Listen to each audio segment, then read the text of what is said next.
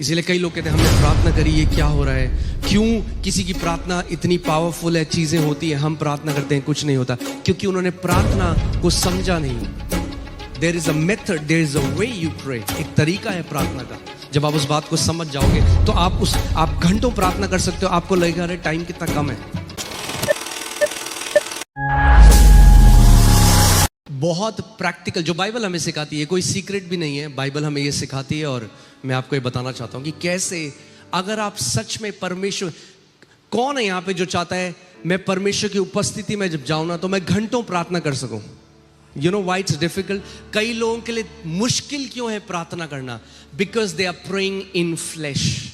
क्योंकि वो शरीर में प्रार्थना कर रहे हैं, आत्मा में प्रार्थना कर। आपको आत्मा में आना जरूरी है, क्योंकि परमेश्वर ऐसे आराधकों को ढूंढ रहा है जो आत्मा में और सच्चाई में उसकी आराधना करें। Those who can worship. यूहन्ना को जो प्रकाशित वाक्य का सारा प्रकाशन मिला, the revelation that John saw, he said I was in the spirit in Lord's day. मैं आत्मा में था तब उसने तुरही की आवाज सुनी। सो आत्मा में आना बहुत जरूरी है। बोलो, आत्मा में आना जरूरी है। It's very important that you enter in. इसीलिए कई लोग कहते हैं हमने प्रार्थना करी, ये क्या हो रहा है? क्यों किसी की प्रार्थना इतनी पावरफुल है, चीजें होती है, हम प्रार्थना करते हैं कुछ नहीं होता? क्योंकि उन्होंने प्रार्थना को समझा नहीं। There is a method, there is a way you pray. एक तरीका है प्रार्थना का। जब आप उस बात को समझ जाओगे तो आप घंटों प्रार्थना कर सकते हो। आपको लगेगा अरे टाइम कितना कम है। अगर आत्मा में नहीं करोगे तो उल्टा लगेगा। सब की प्रार्थना कर दी, आप घड़ी देखोगे, आप बोले अब तो 2 घंटे हो ही गए, आप देखोगे 6 मिनट में होंगे। तो सबसे रेडी हो आप? भजन संहिता 100 उसका 4था और 5वां हम देखेंगे। उसके फाटकों से धन्यवाद और उसके आंगनों में स्तुति करते हुए प्रवेश करो। Because God is a spirit. वो एक ऐसे आयाम में रहता है जो आत्मा में है। You enter in.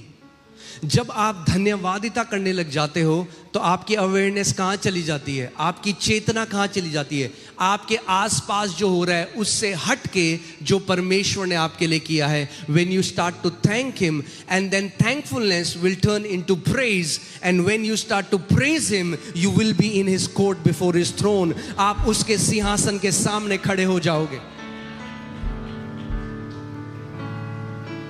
तो एक बात ध्यान सुनो, अगर धन्यवादिता होना, the Bible says enter his gates with thanksgiving. Enter his gates with thanksgiving. उसके फाटकों में धन्यवादिता के साथ प्रवेश करो। यानी धन्यवादिता क्या है? चाबी है। अगर उसके फाटक हैं, if it's a door and God says enter in with thanksgiving, then that means thanksgiving is the access card. हाँ, आप कॉर्पोरेट में जॉब करते हो, आप देखते हो कार्ड लगाया, दरवाजा खुल जाता है। प्रभु तेरा धन्यवाद, बैम, दरवाजा खुल गया, आजा अंदर। मगर आप बाहर खड़े हो, आप कह रहे यीशु मसीह क्या किया तूने हमारे लिए, हम तो इतना दूर आए वहां से छतरपुर। दरवाजा बंद, दरवाजा खुलेगा ही नहीं। दरवाजा खुलने का तरीका क्या है? Thanks giving. उसके फाटकों में धन्यवादिता के साथ क्या करो? प्रवेश करो। यानी इससे पहले कुछ मांगो, इससे पहले कुछ चिपकाओ, कुछ काटो, कुछ फेंको, कुछ खींचो, सबसे पहले धन्यवाद दो परमेश्वर को, क्योंकि वो भला है और उसकी करुणा सदा की है।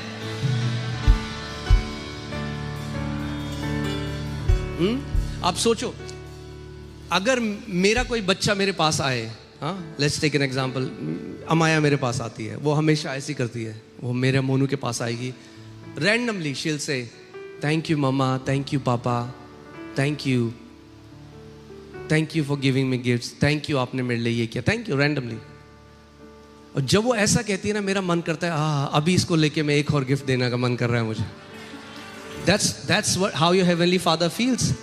जो धन्यवादिता में जीता है वो परमेश्वर के फेवर में जीता है। जब आप परमेश्वर कहते हो प्रभु तेरा धन्यवाद, प्रभु तू इतना भला है, आप एक अच्छे पिता हो प्रभु, आप मेरे एक अच्छे पिता हो। प्रभु कह रहा है वाह। वह दूसरा कह रहे हैं, दूसरा बच्चा करके, क्या किया आपने मेरे लिए, क्या किया? मेरा बर्थडे का केक वेनिला वाला था, केवल मुझे चॉकलेट वाला चाहिए था।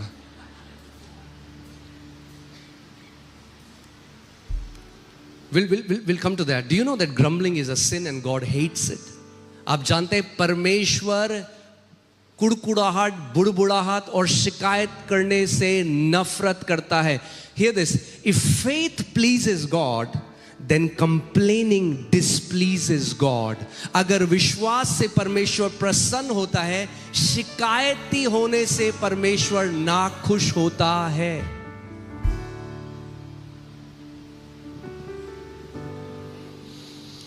उसके फाटकों में धन्यवाद और उसके आंगनों में स्तुति करते हुए प्रवेश करो। उसका क्या करो? उसका।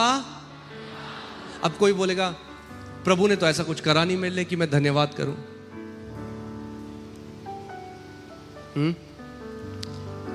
हम परमेश्वर का धन्यवाद केवल इसलिए, वो जो उसने हमारे लिए किया है वो बाद में आता है, मगर पहला धन्यवाद इसलिए नहीं कि प्रभु ने हमारे लिए क्या किया है, पहला धन्यवाद इसके लिए है जो परमेश्वर है। He is a good father। यहां पे देखो क्या लिखा है, क्योंकि उसके नाम को धन्य कहो, क्योंकि यहोवा भला है। क्योंकि वो भला है, वो भलाई करता है हमारे साथ। But we are thankful. The foundation of our thankfulness is because our Father is good. हमारा पिता भला है, इसलिए हम धन्यवादित हैं। अब जानते हैं, जब मैं प्रभु में आया नया नया और मैं प्रभु की आवाज को सुनना सीख रहा था, प्रभु के साथ समय बिताने लगा, एक दिन परमेश्वर ने मुझसे बोला, मेरे बेटे, अगर आज के बाद मैं तुझे कुछ भी वो ना दूं जो तू प्रार्थना में मांगता है, और तेरी एक भी प्रार्थना को ना सुनूं, क्या तू तब भी मुझसे प्रेम करेगा?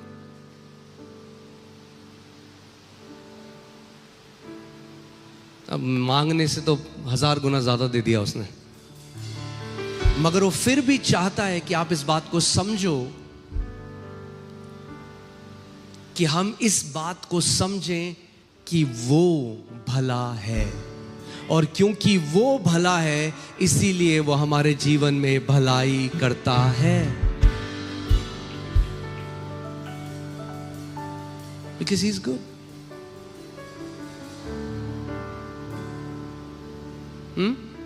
अभी कुछ समय पहले अमाया मेरे पास आई, उसके गुल्लक में कुछ रुपए थे, और मेरे पास आई और आधा आधा कर दिया उसको, आधा मेरे को दिया, बोला पापा मैं चाहती हूँ ये आप चर्च में देना, और ये जो आधा है ये आपके लिए है।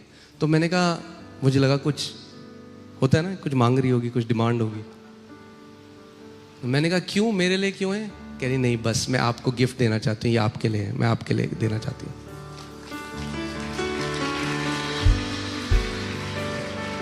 What would happen if we start to build a relationship with God like that?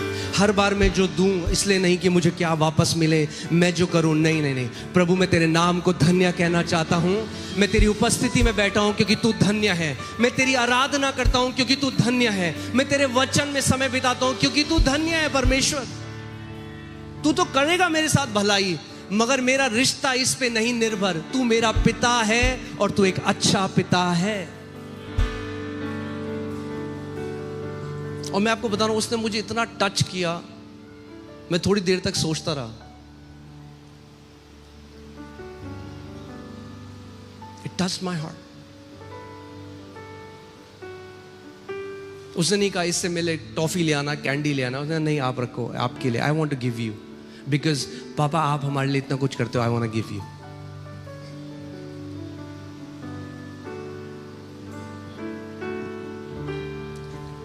क्योंकि यहोवा भला है, बोलो यहोवा भला है, उसकी करुणा सदा के लिए और उसकी सच्चाई पीढ़ी से पीढ़ी तक बनी रहती है। इसलिए हम उसके फाटकों में धन्यवाद के साथ और उसके आंगनों में स्तुति के साथ प्रवेश करेंगे। हालेलुया।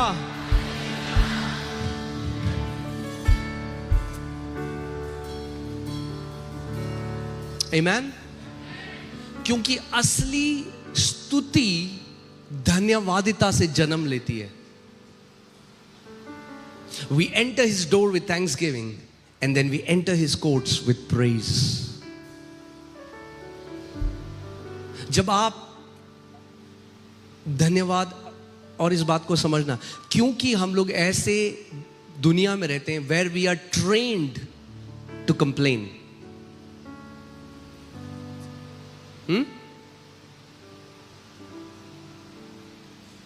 ट्रेन टू कंप्लेन हर एक चीज में।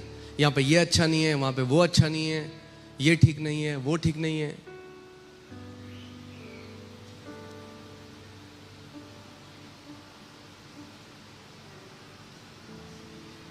इजराइलियों की यही दिक्कत थी। प्रभु मन्ना दे रहा है उन्हें स्वर्ग से, वो कह रहा है ये क्या है कि ना तो टेस्ट है ना कुछ है।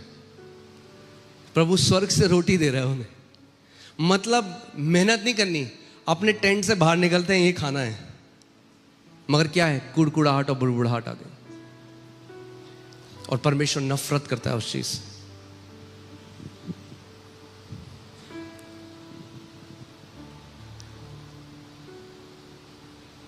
इब्रानियों 13:15, इसलिए हम उसके द्वारा यानी मसीह के द्वारा स्तुति रूपी बलिदान अर्थात उन होठों का फल जो उसके नाम का अंगीकार करते हैं परमेश्वर को सर्वदा चढ़ाया करें।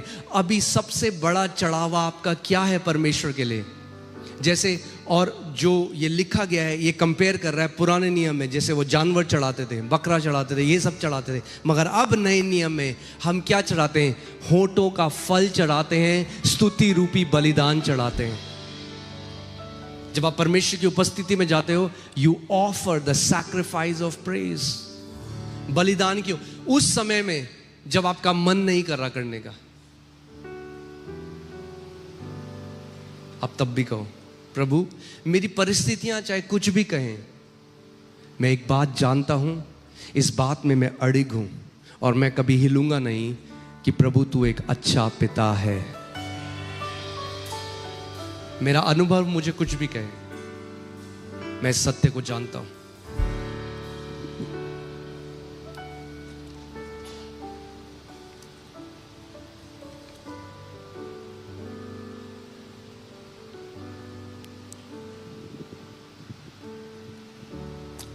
थैंक्स गिविंग, जो एक व्यक्ति धन्यवादिता में जीता है, मैं आपको बता रहा हूं, उसकी बढ़ोतरी कोई रोक नहीं सकता।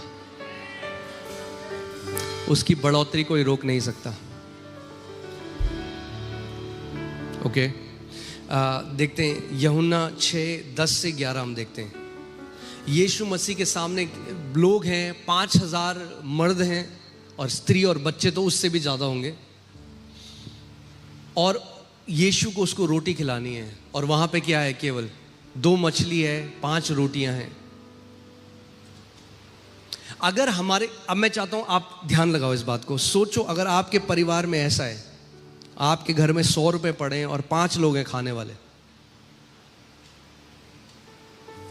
इस कहानी में क्या आप देख रहे हैं? क्या है? घटी कमी है, जरूरत बहुत बड़ी है, प्रबंध बहुत छोटा है। 5 रोटियां और 2 मछली एक व्यक्ति खा लेगा। यहां तो 5000 तो मर्द हैं केवल, फिर बच्चे भी हैं और स्त्रियां भी हैं, और है क्या हाथ में? और जब कभी ऐसी, आप देखते हो कई लोग हैं वो अपनी सैलरी के लिए जिंदगी भर रोते रहेंगे, और मैंने देखा वो कभी बढ़ती ही नहीं दिखते।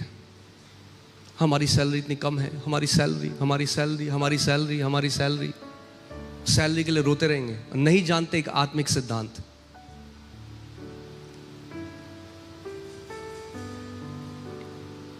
यीशु ने यहां पे क्या किया? देखिए, यीशु ने कहा लोगों को बैठा दो। उस जगह बहुत घास थी, तब लोग जिनमें पुरुष की संख्या लगभग 5000 की थी बैठ गए। तब यीशु ने रोटियां ली और क्या किया? क्या किया? जब थोड़ा यीशु के हाथ में आया, उस थोड़े में यीशु ने क्या किया? ये सीक्रेट है। लोग कहते हैं रोटी मल्टीप्लाई क्यों हुई, रोटी बढ़ोतरी कैसे हुई? ये सीक्रेट है। जब थोड़ा हाथ में लेकर परमेश्वर को धन्यवाद देने लग जाओगे, वो बढ़ने लग जाएगा। It will multiply. Thanksgiving produces multiplication.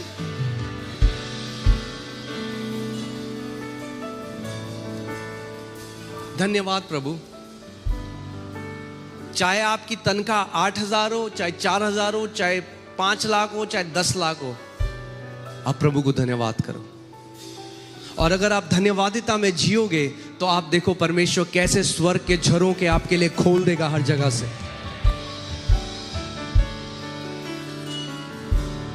So hear this. Thankfulness, if I can say it this way, thankfulness connects your little to heaven's plenty. Let me say it again. Thankfulness connects your little to heaven's plenty.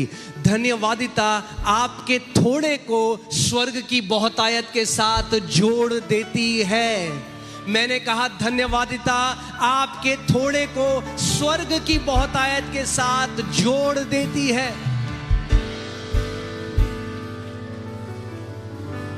Thankfulness will produce multiplication. यीशु ने ये नहीं कहा अरे कहां से होगा, उसने चिंता नहीं करी। उसने क्या किया? धन्यवाद किया। जब कोविड का समय आया और हम लोग इससे पहले एक महिपालपुर में थे, फेथ अरीना 1 में, और हम लैंडलॉर्ड से बात करने गए क्योंकि हमारे पास ये आप जानते हैं विश्वास से ये सेवकाई चलती है। और हमने उनसे बात करी और हमने कहा कि कोविड हो गया है और चर्च पूरी बंद है और हमारे लिए इस समय में 5 लाख रुपए महीने का निकालना बहुत मुश्किल है। तो उन्होंने कहा बंद करो और जाओ, अगर किराया नहीं दे सकते तो छोड़ो, खाली करो मेरी जगह को। तो मैंने पूरे लीडर्स को भी बुलाया, अगर लीडर्स यहाँ पे कुछ है उनको याद होगा, मैंने सबको बुलाया। मैंने कहा शायद हमें अब इस कलीसिया यहाँ पे हम इस बिल्डिंग को इस्तेमाल नहीं कर पाएंगे, तो हम छोटे छोटे घरों में टूट के वहाँ पे ऐसा करना पड़ेगा शायद, क्योंकि हमारे पास इतना पैसा नहीं कि हम लोग रेंट निकाल सकें। और मैंने सबसे बात करी, सबको बुलाया। और जब मैं परमेश्वर का समय बिता रहा था तो प्रभु ने मुझे डांट लगाई। वचन कहता है जिनसे वो प्रेम करता है उनको वो करेक्ट भी करता है, उनको वो डांट भी लगाता है। यही सबूत है कि हम उसकी लेजिटिमेट संतान है, हम उसके अपने बेटे हैं, हम नाजायज औलादे नहीं हैं, हम उस पिता की संतान है, इसलिए हमें करेक्ट। उसने मुझे डांट लगाई और बोला कि तू कहानी के गलत साइड फोकस कर रहा है बेटे। मैंने प्रभु मुझे समझ में नहीं आया क्या कहानी, कौन सी कहानी। फिर प्रभु ने मुझे कहानी बोला जा उस कहानी को पढ़ दोबारा। इस कहानी में कमी घटी भी है और इसी कहानी में बहुत आयत भी है। तू कमी घटी की तरफ ध्यान लगा रहा है, अपना ध्यान बहुत आयत की तरफ लगा। सेम कहानी, यीशु है वहां पे खड़ा, तब भी कमी घटी है, मगर फिर बाद में कहानी कमी घटी में खत्म नहीं होती।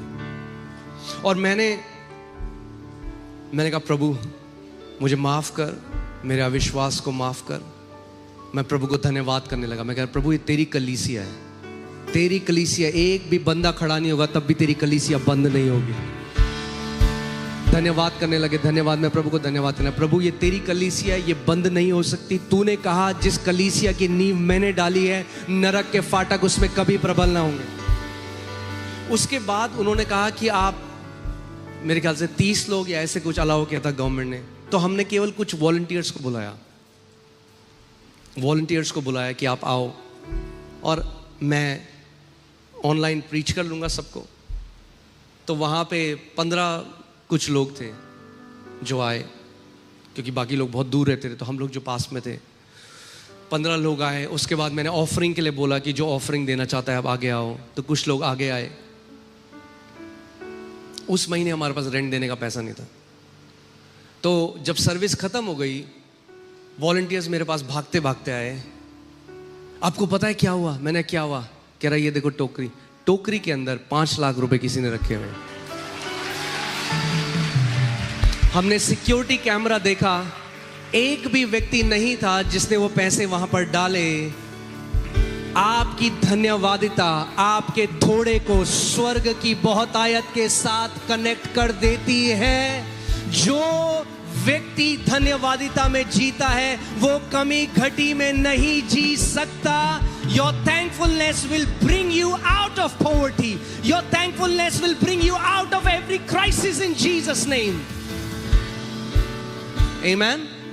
और उस दिन जो परमेश्वर ने मुझे वो सिखाया, बस वो दिन था। उसके बाद हमने नीचा नहीं ऊंचा ही देखा है ऊपर हमेशा।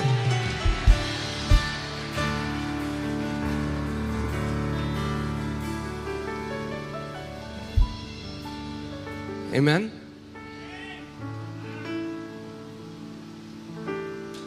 जो वो एक के साथ करेगा वो सबके साथ करेगा।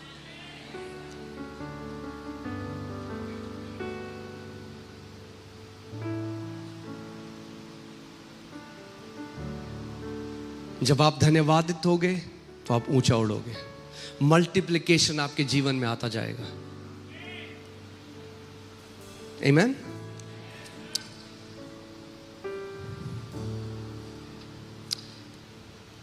गिनती 14:27 में देखते हैं, ये वो लोग हैं जिन्होंने सालों परमेश्वर से दुहाई दी, प्रभु हमें छुड़ा, ये फिरौन एक दुष्ट राजा है, ये हमें सताता है। और उनकी दुहाई परमेश्वर के सिंहासन तक पहुंची। परमेश्वर ने मूसा को भेजा और उन्हें बाहर निकाला। जो यात्रा 11 दिन की थी, ये लोगों ने कितने टाइम लिया? कितने? क्यों 40 साल? जानते हैं? क्योंकि पूरी यात्रा में कुड़कुड़ाते और बुड़बुड़ाते थे। अरे मिस्र की अदरक की याद आ रही है हमें। मिस्र में तो हम अदरक खाते थे। ये मूसा को उल्टा सीधा बोल रहे हैं, परमेश्वर को उल्टा सीधा बोल रहे हैं, कुड़कुड़ा रहे हैं, बुड़बुड़ा रहे हैं। क्यों ले आया परमेश्वर में? इससे तो अच्छा होता हम वहीं मर जाते। कुड़कुड़ाते और बुड़बुड़ाते रहे।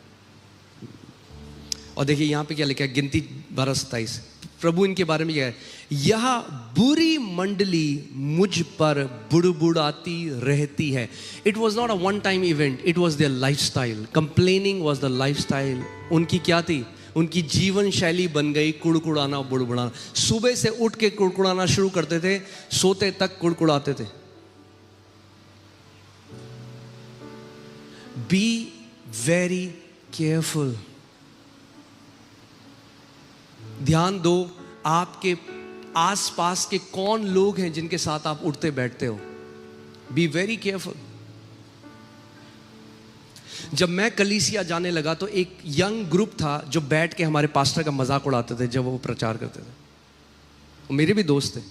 प्रभु ने मुझे कहा, उठ इन लोगों से अलग जा, आगे बैठ, वचन सुन। मैं प्रभु का धन्यवाद देता हूं कि मैंने वो वहां से। धन्य है वो पुरुष जो ठट्टा करने वालों की मंडली में नहीं बैठता। इफ यू सिट विद स्कॉफर्स, अगर आप ठट्टा करने वालों के साथ बैठोगे तो भूल जाओ जो लाइफ परमेश्वर आपको देना चाहता है, आप वो देख भी पाओगे। क्योंकि कैसे, अगर वो व्यक्ति जिसको परमेश्वर ने नियुक्त किया है आपको आत्मिक रीति से खिलाने के लिए, अगर वो बैठकर उस व्यक्ति को, और आप जानते हैं ये कलीसिया में ही होता है केवल। It's very sad but let me से दिस, और फिर मैं आगे जाऊंगा, ज्यादा नहीं कहूंगा, मगर मैं कह रहा हूं ये केवल कलीसिया में। आप दूसरी जगह देखिए, दूसरे विश्वासों में एक गुरु का कितना आदर है, मगर आप कलीसियाओं में देखोगे वो आदर खत्म है, बिल्कुल कोई आदर नहीं। कुछ भी लोग बकवास करते, नहीं जानते इस बात को, मगर बाहर देखो विश्वासों में वो कितना आदर करते हैं गुरु का। वो बाइबल कहती है जो तुम्हें वचन सिखाता है उसका दुगना आदर है, क्योंकि तुम्हें वो चीज दी जा रही है जो तुम्हारी पीढ़ियों को बदल देगा जब तुम इस सत्य को जान जाओगे। मगर वो क्या करा उन्होंने?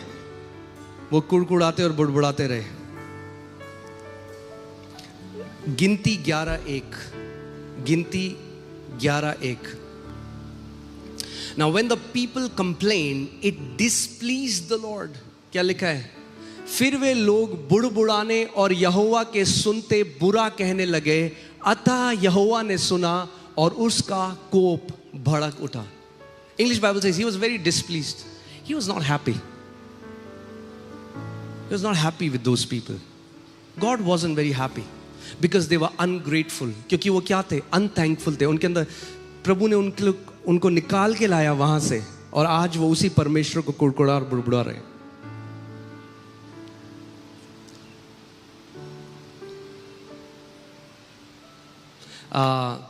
यहां पर कोई है जो मोती नगर में हमारे साथ था? कोई है मोती नगर में? ओके, अपना हाथ उठा के ऐसे कर. Okay, I don't know if you will remember, मगर एक समय एक स्त्री हमारी कलीसिया में आई और नीचे वॉलंटियर्स, 4 वॉलंटियर्स चेयर में उठाकर उनको लेकर आए. किसी ने उनको बताया कि यहाँ पे प्रार्थना होती है, और वो आए और चेयर उनके लिए रख दी. अब मैं जब वचन बोल ही रहा हूँ तो बीच बीच में बार बार बोलने लगी, मेरे लिए प्रार्थना करो. मैंने, आंटी मैं करता हूँ, वचन के बाद आपके लिए प्रार्थना करते. फिर थोड़ी देर में बोली, मेरे लिए प्रार्थना करो. फिर बाद में हमने कहा ठीक है, हम जाके उनके लिए प्रार्थना करी. हमने, आंटी बोलो, प्रभु यीशु मसीह तेरे कोड़े. करी, इतनी ताकत नहीं है मेरे अंदर बोलने की, ये सब इतनी ताकत नहीं है मेरे अंदर ये बोलने की. हमने ठीक है, हमने प्रार्थना करी. करी, क्या हुआ? कुछ भी तो नहीं हुआ. अरे सब ड्रामेबाज हो तुम लोग. और उठ के चली गई कलीसिया से बाहर, जो चेयर में लेकर आए थे. And everybody saw it.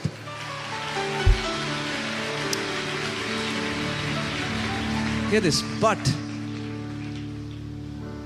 वो चमत्कार लंबा नहीं रहा उनके जीवन में. लोग इस बात को नहीं समझते. आपको आदत बनानी पड़ेगी थैंक्स गिविंग. सुबह से अपने माइंड को बोलो, मैं सुबह उठते ही मेरे मुंह में मेरे पिता की स्तुति होगी, मेरे परमेश्वर की भलाई होगी, उसकी धन्यवादिता होगी, जो सब कुछ उसने मेरे लिए किया है. द बाइबल सेज, यहां पर ऐसा है कोई जो सांस नहीं लेता? हाथ खड़ा करे. ऐसा कोई जो सांस नहीं लेता? सब सांस लेते? ओके, तो सब स्तुति करेंगे फिर परमेश्वर की. Because the Bible says, let everything that has breath praise the Lord. हर एक वो चीज जो सांस लेती है वो परमेश्वर की स्तुति करे. If you are breathing, then that's a good enough reason to praise God. अगर आप सांस ले रहे हो, ये काफी एक बड़ा कारण है कि परमेश्वर की आप स्तुति कर सकते हो. अरे हम क्यों स्तुति करें? हमारे लिए क्या किया परमेश्वर ने? वीजा तो लगा नहीं कनाडा का. सांस तो चल रही है, चल रही है, तो स्तुति करो फिर परमेश्वर की. क्योंकि हर एक सांस जो आ रही है वो परमेश्वर से आ रही है. फ्री में दे रहा है ऑक्सीजन. जो हॉस्पिटल में ऑक्सीजन में, देखो हॉस्पिटल वाले कितना बिल लेते हैं ऑक्सीजन का. आपका पिता जिस दिन आप पैदा हुए उससे आखिरी सांस तक कितनी करोड़ों क्विंटल ऑक्सीजन आप सूंघ चुके हो, फ्री. ये केवल हमारा दृष्टिकोण बदलने की बात है. जब आप अपना दृष्टिकोण बदल दोगे. कई लोग कहते हैं मैं इतनी दर्द में हूं, मैं इतने उसमें हूं, यीशु मेरे लिए क्यों नहीं कर रहा कुछ? अरे ध्यान नहीं लगाते कि उसने कोड़े खाए हमारी बीमारियों के लिए. जब आपका ध्यान अपनी परिस्थिति से हटकर, अपने शरीर की परिस्थिति से हटकर आपका ध्यान यीशु की तरफ हो जाएगा कि उसे कोड़े मारे गए, तब आपके अंदर से एक सच्ची धन्यवादिता निकल सकती है. प्रभु तूने मेरे लिए कोड़े खाए.